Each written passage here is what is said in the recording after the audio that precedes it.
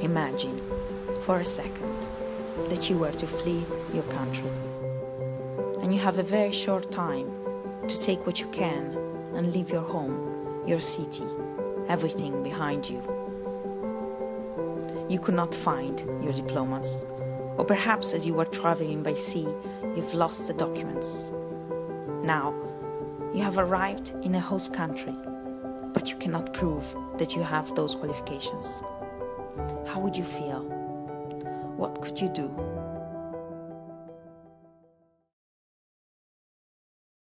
Can you tell us a little bit about your story and your experience? It's like everyone else's story. It begins in Syria. Before the war, I used to have a life. I used to have everything that I want. But the war destroyed everything. So I have to leave. When I leave, I don't know where to go, actually. I go to Lebanon, I go to Jordan, and then Turkey.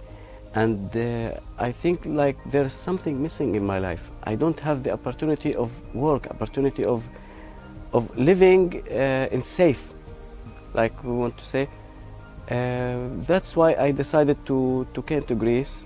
Even it's a dangerous trip by the sea, but I could really take this trip. We got the idea after talking to the Norwegian and the UK recognition centres who had developed a methodology for assessing non-documented refugee qualifications, and we discussed with them and thought that this could be useful at European level. The main benefits of this project in practice is that the methodology of this project will be applicable to all European countries. This project was an opportunity to me. It was an opportunity because we study a lot. And like everyone else who lost everything in this war, the document, he lost his learning. When I came here, I feel like I am lost. When someone asks me, what did you study? I want to tell him that I am graduated in a university, but I don't have the document that it needs. So I feel like I am lost. I feel like this is a very important paper that everyone educated should have it. The benefits of the project are that we can more quickly allow people to get into the system. You know, refugees come to a new country and they get into kind of a paper mill that they feel sometimes they're never going to get out of. And we need some simpler way to assess their qualifications, to assess the education that they've had, and to help them get into the higher education system of their new home countries, and to be able to finish their education and position themselves to make a contribution to their new society. My name is Anwar Horani. I'm Palestinian Syrian. I lived in Syria my whole life. I'm married. I study physical therapy, so I'm physiotherapist. We ran away. I have a little kid, so I'm worried a little bit. And there's no life after the war, so we decided we have to move on.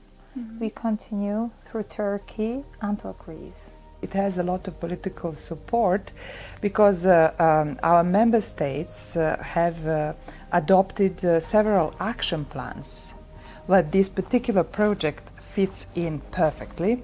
One of them is an action plan on building inclusive societies, but then we have an action plan to support refugee children, and this is one of the possibilities to help them too. We are the rule of law organization, and this is a kind of application or implementation of a legal mechanism that we have. It's the article number 7 of Lisbon Recognition Convention, which obliges member states to treat recognition of refugee qualifications. So we help them also to implement their obligations. And what was your experience of having your qualifications assessed? It was a testing by qualification people who has a really good experience about the Syrian education system.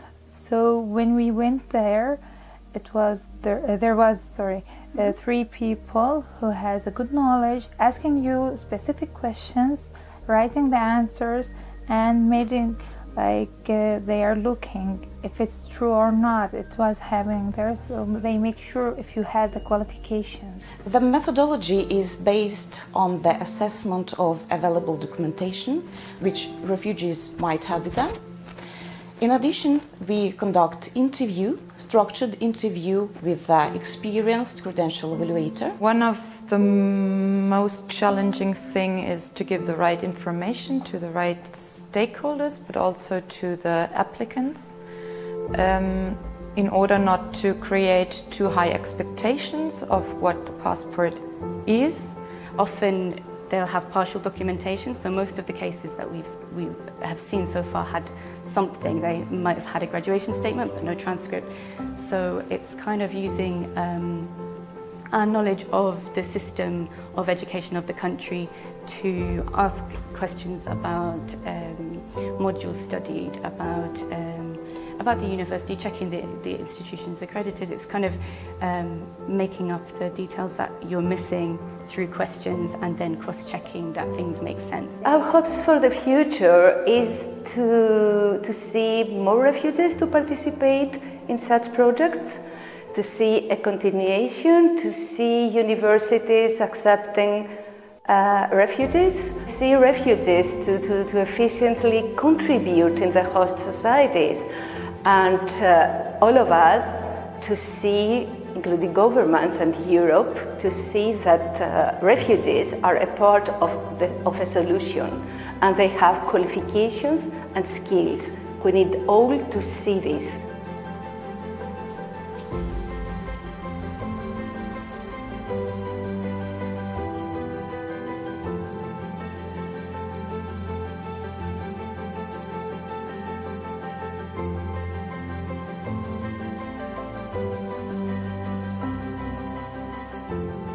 I came here 2 months ago and I registered in a camp. They asked me about what I have learned, what certification I have, and I give them this certification, and they accept it luckily for me. The job center have asked me for this, and the school asked me for this, and even the social who is responsible for us, they ask me also about it. But this paper wake me up and tell me, no, you have a chance to prove yourself again, and you have a chance for people to look at you as educated man.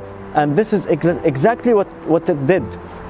It gave me power, and people started to look at me differently, and this document really saved me here. In my most difficult time, it saves me.